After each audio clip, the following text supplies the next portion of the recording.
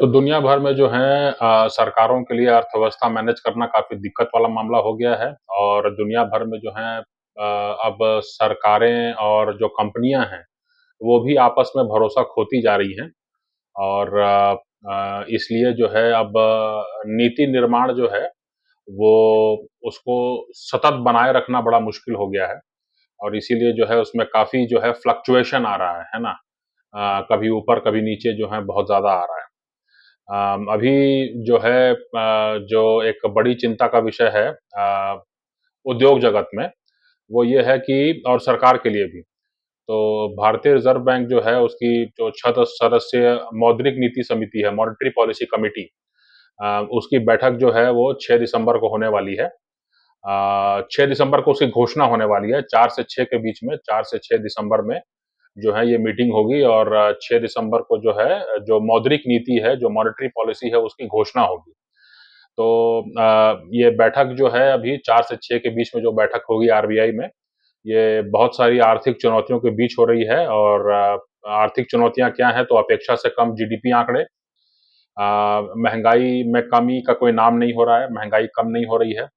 और उत्पादन में भी गिरावट हो रही है और ये जो है सार्वजनिक चिंता है। इसके अलावा जो है अब देखने वाली बात ये है कि जो अब जो आरबीआई ने जो है जो वित्तीय वर्ष 2025 के लिए जो जीडीपी वृद्धि का अनुमान रखा था 7.2% पर तो उस हिसाब से जो है त्रैमासिक जीडीपी वृद्धि अनुमान जो है इस प्रकार संशोधित किए गए हैं। जो क्वार्टर 2 है, जो वित्तीय वर्ष की दूसरी तिमाही है, उसको जो है 7.2% से घटा करके 7% कर दिया गया है। जो वित्तीय वर्ष 2025 का जो क्वार्टर 3 है, यानी कि तीसरी तिमाही है,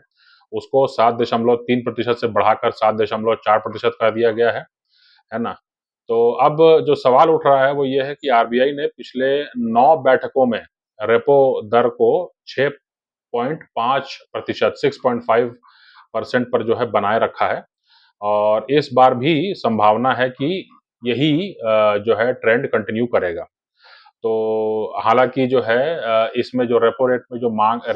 जो है कटौती की माँग जो है वो ज़ोर पकड़ रही है और सरकार के भी कुछ मंत्रियों ने जो है इस तरह के बयान दिए हैं कि इन्फ्लेशन जो है वो तो फ्लक्चुएट करता रहता है, इसका मतलब ये नहीं है कि जो है रेपो रेट को जो है आप कम नहीं कर सकते, है ना? तो ये जो है जो सेंट्रल बैंक है, जो आरबीआई है, वो महँगाई नियंत्रण और आर्थिक वृद्धि को संतुलित करने के बीच में जो है वो अपना जो है उसको काफ़ी दिक्कत आ रही है बैलेंस करने में। ये जो है एक बड़ा एक मामला है। अब जो महँगाई का मामला है, वो सीधे जनता से जुड़ता है और आने वाले चुनाव भी हैं, उसके कारण भी जो है सरकार परेशानी में है। वैसे भी अगर अगर लोगों के पास महँगाई अगर बढ़ती रहेगी, तो जो है उनके पास डिस्पोज़ेबल इनकम जो है कम होगी और जो बहुत सारे स्टार्टअप्स आ रहे हैं, उनके लिए जो है पैसा देने की क्षमता भी कम होती जाएगी। मार्केट जो है वो ग्रो नहीं कर पाएगा। लोग अपनी जो है बिल्कुल आवश्यक ज़रूरतों के लिए ही पैसा खर्च करेंगे, बाकी जो है खुले हाथ पैसा खर्च नहीं होगा।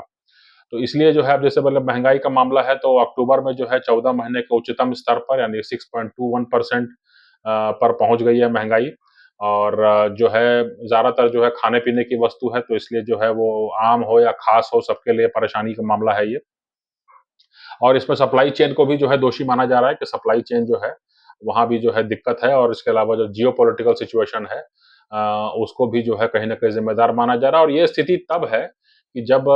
जो है रूस से जो है सस्ता तेल बहुत बड़े पैमाने पर भारत खरीद रहा है और भारत में जो तेल बिक रहा है, भारत में जो पेट्रोल, डीज़ल बिक रहा है जो जो भारत में जो खपत है, उसमें एथेनॉल मिला करके यानी कि वो पैसा जो है वो बाहर नहीं जा रहा है, वो पैसा देश में ही है। तो इसके बावजूद भी जो है इतनी ज़्यादा चुनौतियाँ सरकार के सामने हैं। तो अब जो है ये देखने वाली बात है कि अ, ये आरबीआई जो है वो क्या करती है और इसका क्या नतीजे सामने आते हैं। फिर जो है शक्तिकांत दास जो आरबीआई गवर्नर है, उनके बारे में भी जो है कुछ बातें चल रही हैं कि उनके कार्यकाल का जो है अंत होने वाला है 10 दिसंबर को या फिर उनको एक एक्सटेंशन मिल सकता है। हालाँकि ये माना जाता है कि वर्तमान सरकार के जो शीर्ष नेता हैं, उनके काफ़ी पसंदीदा ये माने जाते हैं। हाल में कुछ तबीयत भी खराब होने की सूचना आई थी, लेकिन फिर भी अब देखने वाली बात है कि क्या इनको एक्सटेंशन मिलने की संभावना है या नहीं है?